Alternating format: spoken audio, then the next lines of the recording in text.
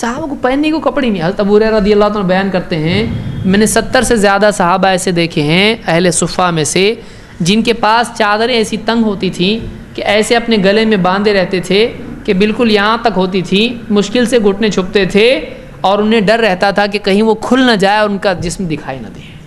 اتنے تنگی کے حالات. عورتوں سے کہا جاتا تھا نماز میں کہ مردوں سے پہلے سر نہ اٹھائیں سجدے میں. مسجد میں عورتیں آتی تھیں, مرد بھی آتے تھے, مردوں کی صف آگے عورتوں کی صف پیچھے.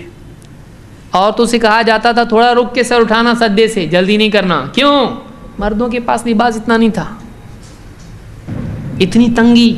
انہوں نے اللہ کو راضی کیا, انہوں نے اللہ سے اپنا رشتہ صحیح کیا, ان کا مقصود اللہ تھا.